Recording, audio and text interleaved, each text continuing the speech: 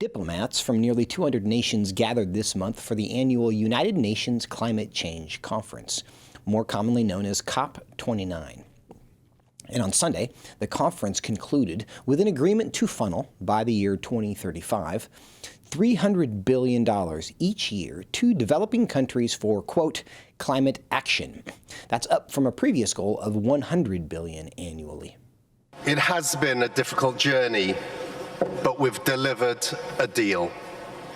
This new finance goal is an insurance policy for humanity.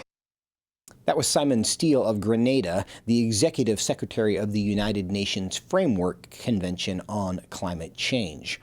So what are we to make of this insurance policy for humanity? Joining me now to discuss this is climatologist Dr. David Legates, Director of Research and Education at the Cornwall Alliance for the Stewardship of Creation. Dr. Legates, welcome to Washington Watch. Nice to be with you, Joseph. Well, let's set the stage a little bit, if you can. Tell us about the summit and who attended. Well, it's attended by almost everybody, governments around the world. You think it's about climate. They've always said it's about climate. It isn't. It's always about wealth redistribution and economics. I mean, a number of years ago, they sort of pulled off the cover and they said, well, this really isn't a climate summit. It's about economics. How do we redistribute the global wealth? And you can see it right now. What we're going to do is take $300 billion and move it around to poorer countries. I'm not saying they don't need it, but at the same time, if you're taking money from the rich and giving it to the poor, and a lot of that cut goes to the UN, it's really not to save the planet from climate change. It's to redistribute the wealth around the world. So have they determined exactly what the money is going to be spent on? You say it's just kind of a wealth redistribution scheme. Are they just kind of honest about that amongst themselves? Or have the paying nations stipulated that this is what it needs to be spent on? Not usually. I mean, usually the money is given and then the UN decides later what we need to spend it on. Sometimes it's on carbon sequestration. Sometimes it's on just simply enhancing various people's bank accounts. It really doesn't do what the goal is intended. And it's a climate conference, and everybody understands this is what we're supposed to be doing, is fixing the global climate, which of course doesn't need fixing. And the answer is that's why we're not fixing it, because it's not really about climate. It just never was. We hear about things like the Paris Accord, which has to do kind of emissions agreements that we make. How does something like this relate to, connect with something like the Paris Accord, or are they even connected at all?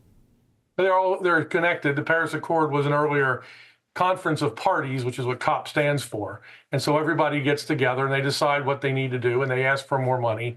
And usually it's the United States that kicks in a lot of money, and some of the other countries kick in some. And the third world countries, a lot of the other developing nations, which include China and India, get in line and say, well, we would like to have money from this as well. And so there are the benefactors, and we are sort of the losers in all this, but we go along with it. So yeah, the Paris Accords, the Kyoto Protocol, all of those were precursors to what this year's COP29 is all about. Now, you mentioned nations like India and China saying they want in on the action, so to speak. They want to get some of this money, which is interesting because if you just go by the size of national economies, China should not be one of the recipients because they are, of course, the second largest economy in the world at this point.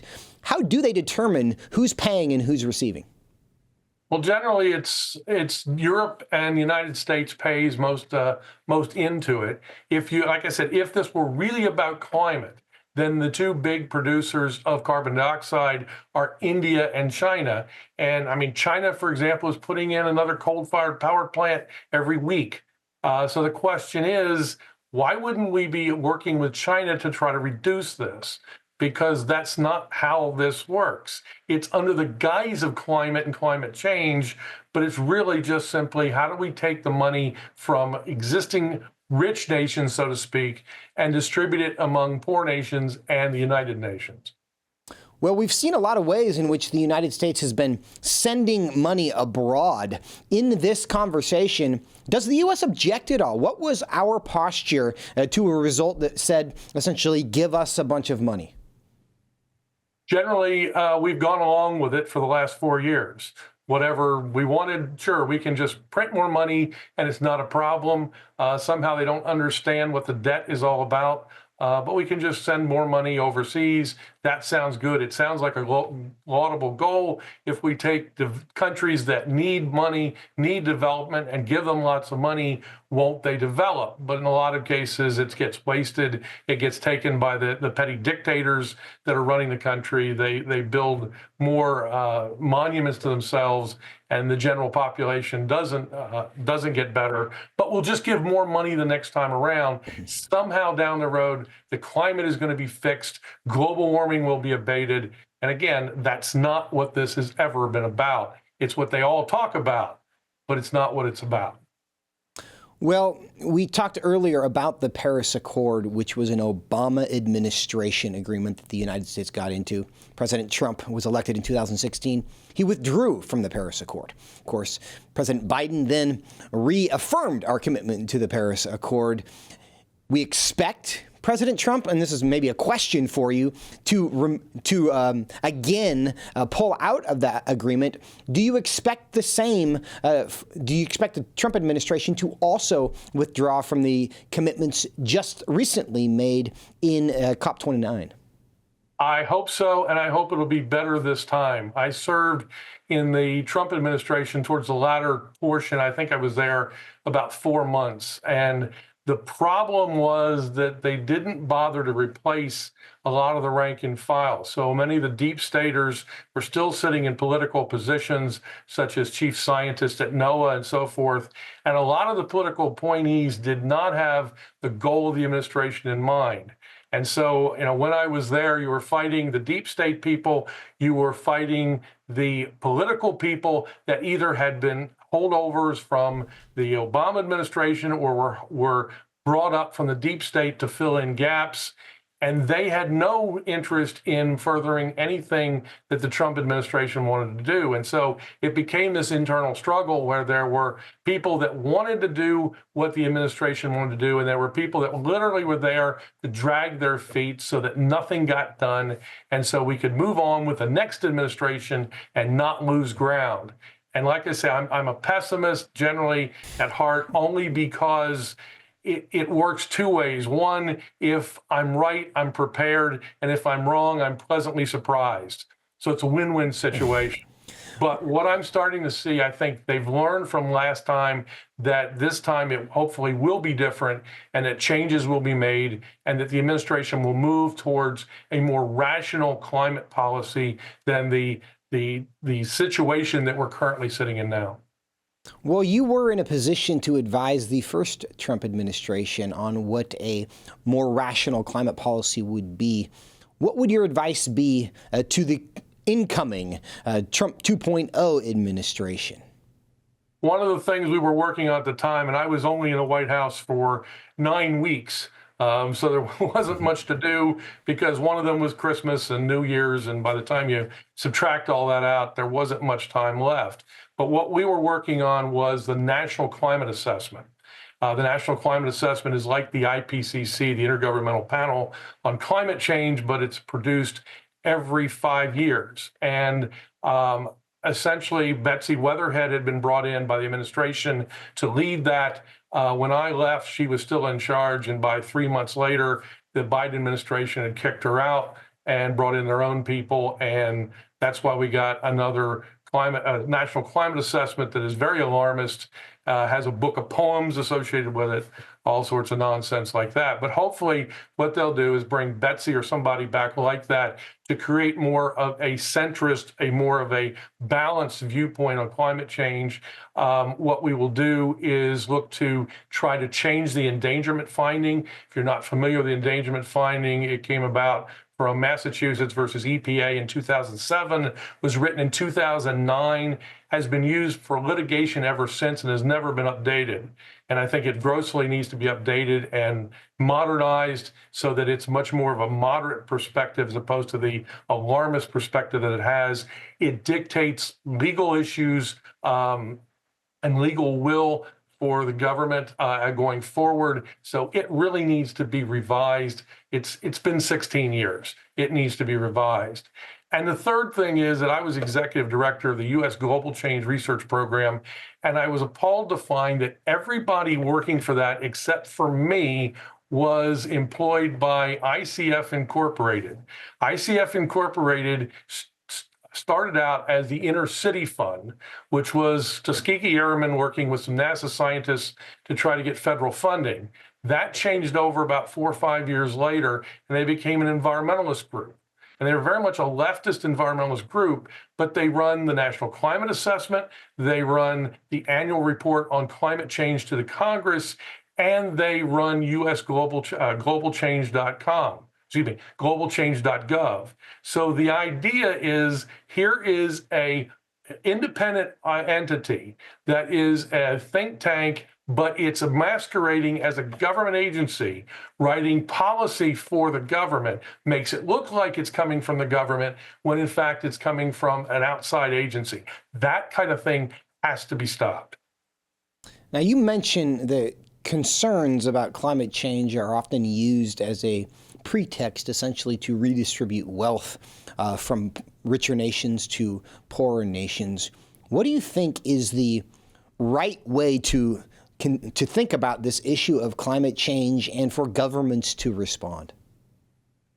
There's two issues associated with it. One, carbon dioxide is not a pollutant. It's a life-affirming gas. In fact, one of the things we would expect is with more carbon dioxide that plants would grow better. And indeed, from like 1982 to 2018, satellite records have shown that except in areas where there's obvious deforestation, desertification, urbanization, or desertification, what we're really seeing is that the planet is becoming greener. Essentially, temperatures are rising. That has been due in part because we've come out of the Little Ice Age, which was a cold period from about the 1650 to about 1850. In that period, we've come into a warmer condition. Historically, we've seen that civilization has done better under warmer conditions than under colder conditions. Colder conditions kill more people. It's harder to feed people. Warmer conditions generally are easier to develop in a very hot afternoon. You can just go in out of the sun and work in the morning and night. Cold conditions, there's almost no way to get around them and no way to work much. So civilization has developed when temperatures have been warmer. And in particular, what we really want to see is the poor do better. And in general, when we have energy from a variety of different sources, including fossil fuels, including nuclear, including wind and solar where appropriate, then we can be able to bring people out of poverty. That is the key that I think that we're really trying to do. If you look at the early 1800s, about 90% of the population lived below the poverty line. And even though population has grown tremendously since then, the total number of people living below the poverty line has decreased substantially. And that has been due to the Industrial Revolution. That has been due to inexpensive energy. And that is only a good thing. And it's what Matthew 22 effectively is all about. Yeah. Well, in light of that, are there things that you hope the Trump administration does to change existing Biden administration policy with respect to energy and climate change in perhaps the first 100 days, if not the first day? As I said, one of the things we need is a more appropriate energy supply. We look at all sources should be on the table, all conditions. We look into nuclear, look into other things. We can't eliminate ourselves from fossil fuels. Otherwise, we're going to make energy so expensive people can't use it. If you do, we're going to send people back to poverty. and that includes here in the United States, as well as in third world nations that we're supposedly worried about with things like COP29. So I would hope that we have a much more balanced energy strategy going forward, that climate change, we recognize that climate issues are always going to be a fundamental problem. We're going to have hurricanes, we're going to have tornadoes, floods, and droughts. They're not going to magically go away, but instead of worrying about how do we stop climate change, we worry about how do we take care of people when these things happen and alert them before they happen and make them more resilient. I think that's a better approach than trying to spend lots of money on climate change, which in effect is not going to change anything in the long run. You obviously care a lot about energy policy because we need energy. I think President Trump shares that. Chris Wright has been nominated to be the new energy secretary. What's your take on him? I'm very positive with what I see in the energy secretariat realm. And like I say, I'm always pessimistic, but in this case, I am hopeful that things will be different. I think the past has shown that the last administration made some mistakes. And I think this time around, I'm hoping those mistakes won't be made and that we have much better, as I said, energy policy, climate policy, and we have a human focus as opposed to worrying about the environment as being our worldview. No, that is exactly right. I think that is the change in priority that a lot of people are seeing as costs have risen. And President Trump did this well, I think, in his campaign, is he connected so much of the inflation and the frustration about rising costs to the fact that energy prices affect the cost of literally everything we buy. It's just not plane tickets because they need fuel. It's every vegetable we buy, every appliance that we buy requires energy, and therefore the cost of energy drives the cost of those up. If we lower the cost of energy, we lower the cost of everything.